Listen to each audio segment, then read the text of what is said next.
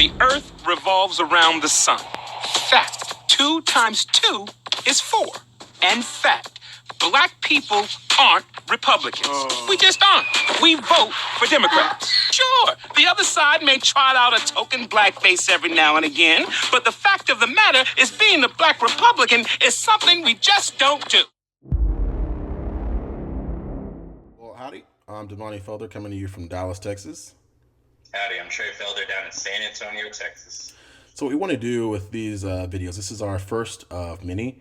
We feel strongly about being able to actually go and give credence to what we believe. We've been defending our thoughts on social media for quite some time now. I believe it's been a better part of a decade.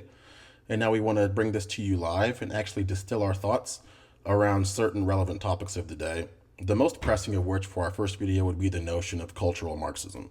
That is identity politics, more explicitly the notion that one must ascribe to a particular viewpoint or face the consequences largely from their own demographic for so doing.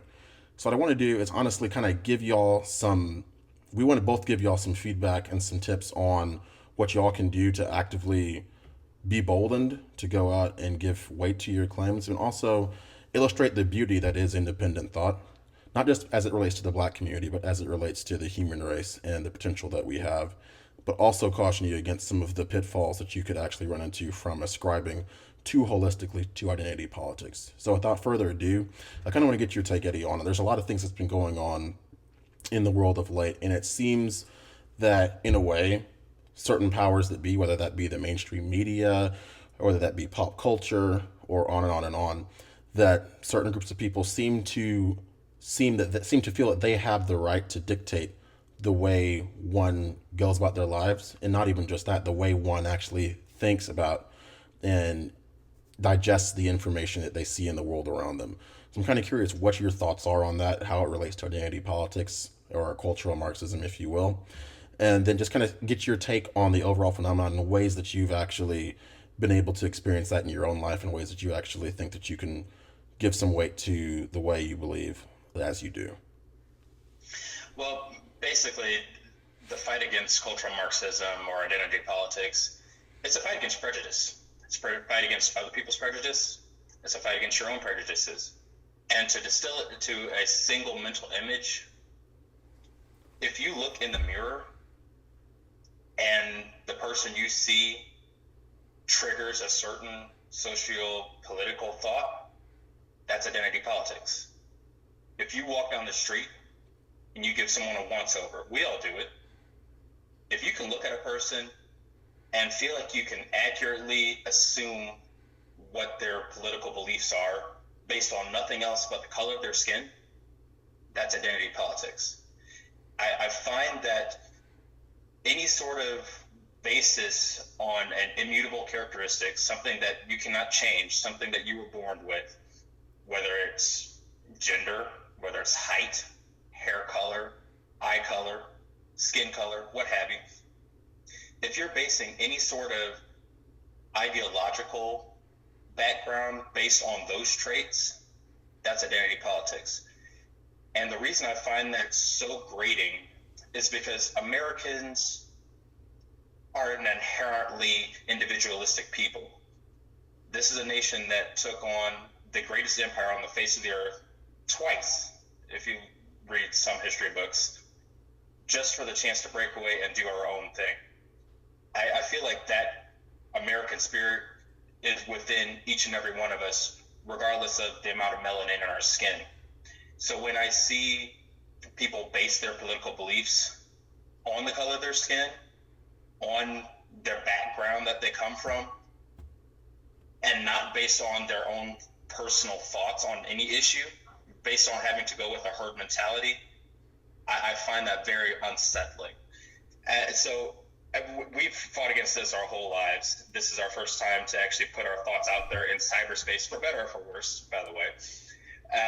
And I feel like there are so many pitfalls that just crop up when it comes to ascribing to such a mindset of cultural Marxism. What are some of those that you've run into, and how do you combat them in your day-to-day? Well, I echo all your sentiments wholly. But what I find is what what I find is that it seems that Americans have been convinced to surrender their right to that individuality that you mentioned earlier. And it seems that we are more willing to go with the status quo and not be willing to swim upstream if necessary. And to be fair, swimming upstream is actually what started the whole country as it begins with, to your point, us breaking away and forming our own country in the beginning. That was an act of insubordination, right? And it was not well received by the powers that be at the time. But look at what we created in the aftermath. It's been honestly a beautiful thing, a testament to the human spirit of being indomitable. But I find that now we have regressed to a point socially where we are more willing to let our gods, if you will, of the day, be that pop culture icons or social media people who are of high esteem in whatever community you choose to involve yourself in. Even going on as far as the mainstream media, I just find it galling and honestly disarming how readily we surrender our right to independent thought, and that we are more apt to have someone from a position of perceived power pass on supercilious suggestions on how we should go about our day-to-day life, right? So there's so many examples of this. It happens every day. Like, for example, if you open a newspaper or look online or whatever, instead of the news being, this is what happened, it's X happened, here's what you should think about it. And I find that that's honestly very, very jarring when you think about the fact that, we all are smart people. It doesn't matter what you look like. I mean, me and my older brother, we went to Texas A&M University. But no matter where you went to school, you have the ability and you've done your due diligence to a degree to be able to think however you want to. And there shouldn't be such a rabid feeling that someone else needs to tell me what to think because I'm incapable of deducing and distilling the world around me and figuring out exactly how it affects me, how I think about it, and not letting others' perceptions or others' preconceived misconceptions in any way steer me one way or the other. That's not to say that you have to listen to everything that someone says or listen to nothing someone says, but you have to be able to listen to it and then allow it to run through the filter of your own mind and then come to your own conclusions based on that. But if you allow identity politics or cultural Marxism to be your end all be all, you'll find yourself pigeonholed and ensconced in an echo chamber, honestly, of yes men. And that in no way or shape or form should be indicative of who you are as an individual. There's the concept of fixity, and that is the concept that each person has something that makes them unique. It's their own this factor, right? But if you choose to allow someone else to subjugate you to their way of thought and make their way of thought the prevailing way of thought, you forfeited your right to actually have a seat at the table and have a voice in the conversation. And I think that is antithetical to the American spirit and to the human spirit. And I'm curious what your thoughts are around that as well. I always like to think of it like this. You and I are both avid sports fans, whether it be our beloved San Antonio Spurs. Sorry you have to deal with that random team up there, Dallas Mavericks. It's okay. It's okay. Or fighting Texas Aggies. The problem with our culture today, though, is we view politics as if it is a sport. Politics is not a team sport. This is not a uniform. Nothing about you other than your own independent thought should dictate how you vote, should dictate where you come down on certain issues, whether it be left or right. I know we call our channel the Wright Brothers. We don't always come down in lockstep with what the Republican Party is going to say. Obviously, we're not going to come down on what the Democrats are going to say. We might not always say what the Libertarians are going to say. Why? Because due diligence is the key to escaping the prison of identity politics. Due diligence is not only the key to escaping the identity politics prison, it's the key to critical thought and the key to forming a foundation for your own worldview that is completely independent of any immutable characteristics. And I harp on this all the time because it's not a problem that is unique to the Black community. It's not a problem that's unique to the Hispanic community, to the white community. It's not a problem that is unique to anyone. It's a problem that we all have. The minute you advocate critical thought, you become slave to the herd mentality.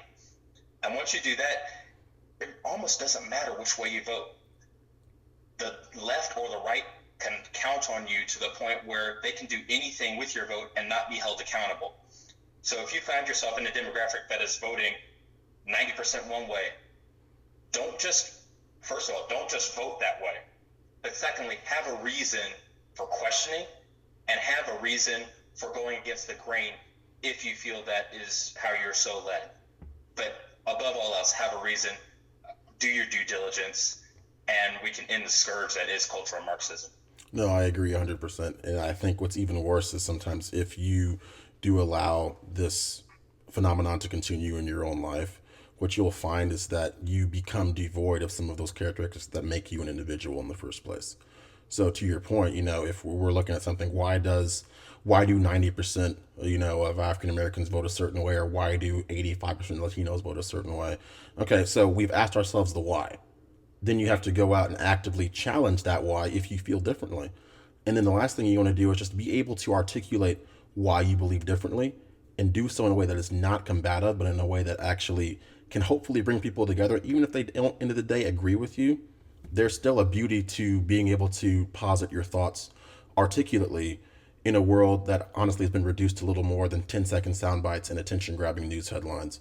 But if you can actually do your due diligence, to Eddie's point, and figure out, okay, this is what I believe, this is why I believe what I believe, this is why I feel strongly about something, and you're able to defend that, then by all means, you are poised and ready to break out of that silo, break out of that cell, and break out of that mental prison that is identity politics.